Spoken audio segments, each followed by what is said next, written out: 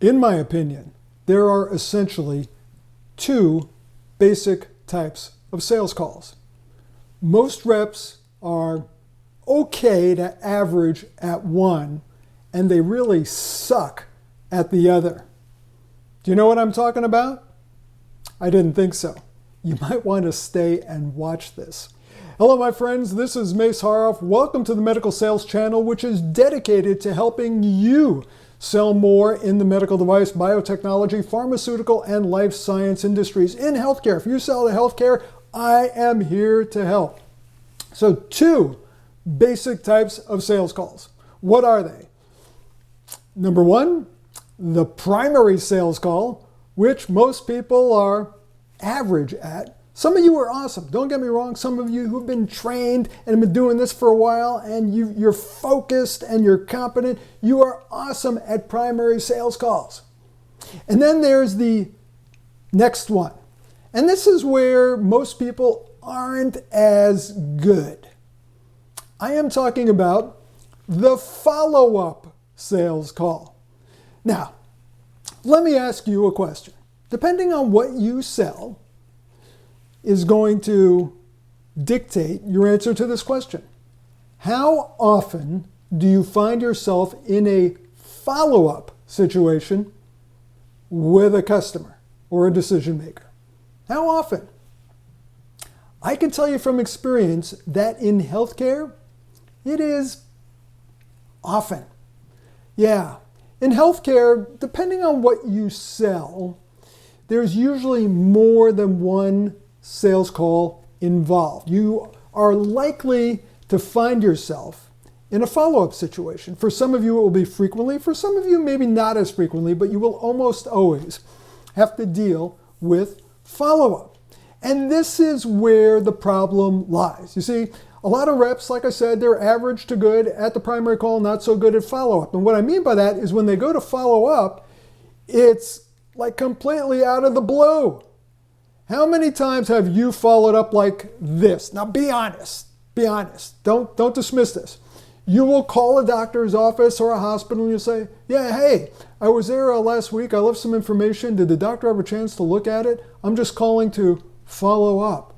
Well, gee, that's going to really make them want to talk to you, isn't it? Or maybe you had an in-person presentation and the customer really seemed interested and time has gone by. Maybe a week, maybe 2 weeks, maybe a month, 2 months, and you decide, I better follow up. So you go over there and you walk in and you say, yeah, hi, if you remember, I was here 2 months ago and we talked about my beautiful widget 101 and I was wondering if you've given it any more thought. Now think about what a stupid question that is. I'm wondering if you gave it any more thought. Well, maybe they have, maybe they haven't. But if they go, yeah, I've given it more thought. Okay, now what? So you're probably going to say, well, what did you decide? And the answer is they haven't decided anything because if they decided something, they would have called you. This is a terrible follow-up call. Or reps like to drop into the office and say, yeah, hi, I was in the area, just thought I'd check in. I hate that. Check in. Check in. You know what I always say, you check into a hotel, you don't check into your doctor's office. Unless maybe you're a patient, you might sign in, but you don't check in. And you sure as hell, if you're a sales representative, you don't check in. When you follow up, you need to have a very specific reason for following up. And here's a little hint. Don't make it about you. When you call to see if they made a decision about buying your product, that's about you. Make it about them. What new information do you have? What information can you share with them? What can you show them that they don't know or you failed to show them before?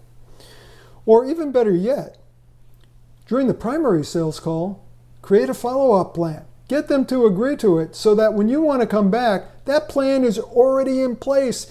The way has been paved. They're expecting you and they will welcome you with open arms. How cool is that? It's pretty cool, but it's up to you. You see, if you're only good at primary calls, and that's if, again, then you're only doing half the job. In healthcare sales, you also have to be good at follow-up. Follow-up isn't an afterthought. Follow-up is a part of the sales process. It's so important that I devote an entire module in my online course, Medical Sales Academy, to follow-up, because this is where most medical reps blow it. You don't want to be one of them. Get good at the primary call. Get good at follow-up. And I mentioned Medical Sales Academy. This video is sponsored by Medical Sales Academy, which is my online 24/7, 365 training and support platform for medical sales professionals. You have access to information and relevant updates every month that will help you to be more effective than ever before. So important in a time of crisis or just coming out of a crisis, and I'm sure we'll be facing another crisis. You want to be the best you can be. Why don't you find out more about it by going to medicalsalesacademy.com. It's right here, medicalsalesacademy.com. Check it out. If you have any questions, give me a shout. I'm happy to help in any way that I can. And I want to thank you for joining me for a few minutes on this video. I hope it's been helpful. I hope you will have a plan to follow up. And you and I follow up soon with another video.